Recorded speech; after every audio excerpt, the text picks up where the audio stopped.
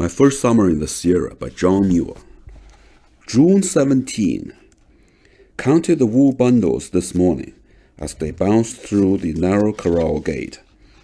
About 300 are missing, and as the shepherd could not go to seek them, I had to go.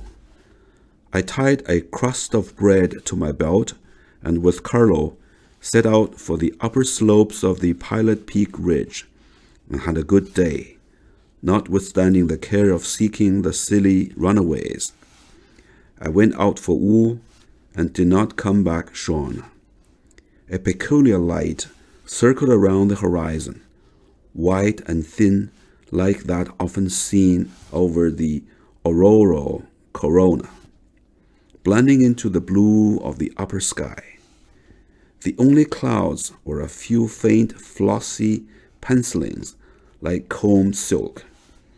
I pushed direct to the boundary of the Ural range of the flock, and around it until I found the outgoing trail of the wanderers. It led far up the ridge into the open place surrounded by the hedge-like growth of Ceanothus chaparral. Carlo knew what I was about, and eagerly followed the scent until we came up to them, huddled in a timid, silent bunch. They had evidently been here all night and all the forenoon, afraid to go out to feed. Having escaped restraint, they were, like some people we know of, afraid of their freedom, did not know what to do with it, and seemed glad to get back into the old familiar bondage. June 18. Another inspiring morning. Nothing better in any world can be conceived. No description of heaven that I have ever heard or read of seems half so fine. At noon, the clouds occupied about 0.05 of the sky. White, filmy touches drawn delicately on the azure.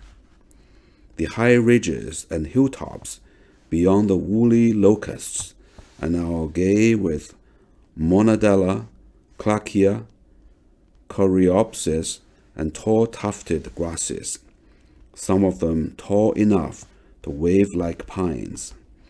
The lupins, of which there are many ill-defined species, are now mostly out of flower, and many of the compositae are beginning to fade, their radiant corollas vanishing in fluffy purpose like stars in mist.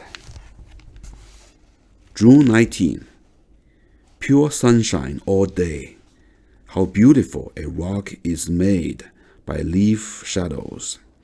Those of the live oak are particularly clear and distinct, and beyond all art in grace and delicacy, now still as if painted on stone, now gliding softly as if afraid of noise, now dancing, waltzing in swift, merry swirls, or jumping on and off sunny rocks in quick dashes like wave embroidery on seashore cliffs.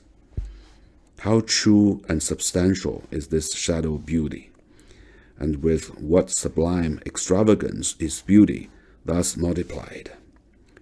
The big orange lilies are now arrayed in all their glory of leaf and flower.